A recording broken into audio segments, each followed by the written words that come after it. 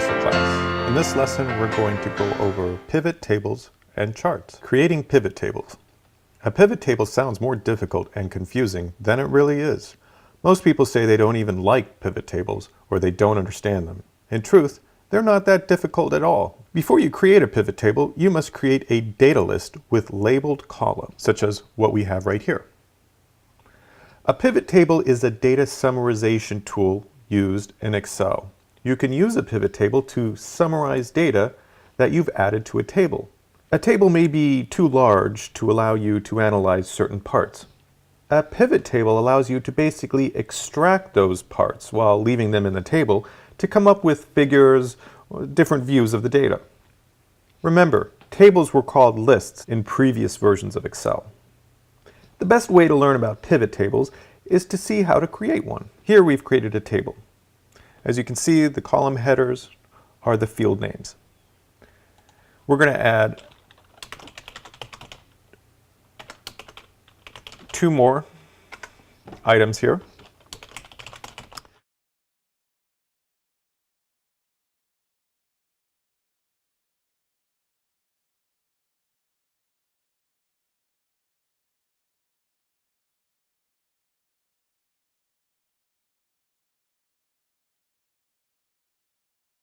Okay, we've added department and salary to this data list. So we're going to create a pivot table using this data. We have first name, last name, email, phone, department, and salary. We want department to be a row header. So we drag and drop 2 row labels. We want the values to show in the table to be salary, so we drag that to values. So let's look at how we do this. First, we need to create a pivot table. So we go to Insert and we select Pivot Table. Now, it's got our tables and it has our field. So for our row label, we wanted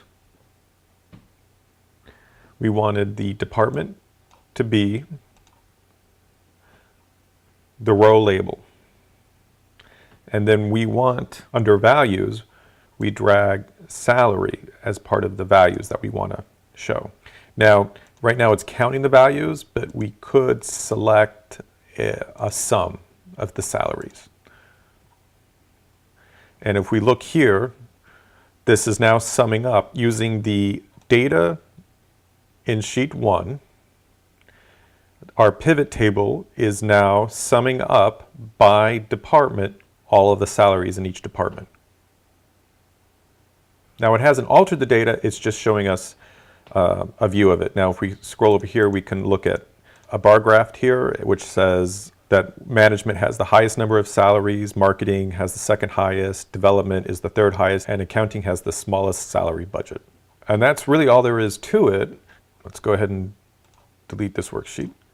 And we're back to sheet 1.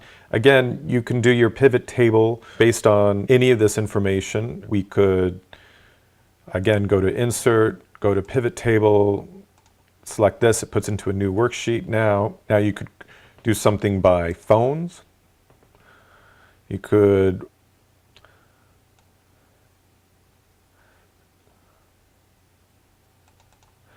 these would be all the counts of phones grouped together. Of course, everyone has a unique phone number, so it would be 1 for everyone.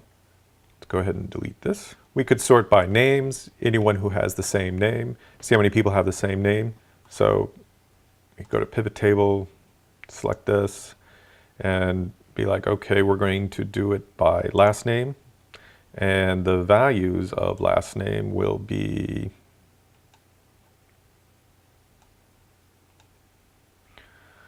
right now it's doing a count. So it can say, oh, okay, everyone has, there's 2 Richards, and everyone else has a unique last name. All right, let's create pivot tables via the quick analysis tool. A quicker way to create a pivot table is by using the quick analysis tool. To do this, select the data in the table that you want to use to create a pivot table. The quick analysis tool appears in the bottom right, so we'll just go ahead and select all that stuff.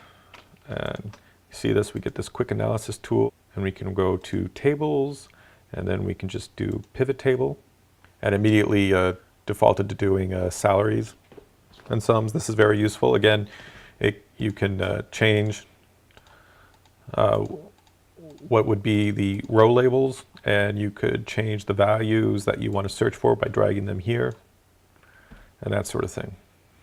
All right, so let's just go and delete this real quick. Filtering using data slicers. When we created a pivot table, we essentially added a filter when we created the table. We can also add, however, a slicer to the table. A slicer will filter your data even more. You just select the data you want in each slicer. So let's create another pivot table here. So we go to Insert, Pivot Table, and it's going to put into a new spreadsheet. And let's do it by department like we did before, and let's put it by salary in here. And this is counting salaries, but let's go ahead and do by the sum of salaries, which is a little bit more useful. And this is what it looks like. Now we can go under here and say Insert Slicer, and we could do the slicer by phone. And we click on OK. And now it'll ask us what phone number we want to filter by. And we can say that, and now that'll help us find exactly by phone number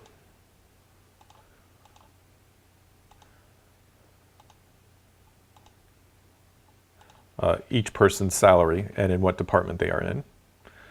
We can remove that slicer, and we could go over and create a different type of slicer. We could add a slicer for email. And again, it would work similarly. We just click on the email. We can say remove email. And that, in a nutshell, is how you create pivot tables.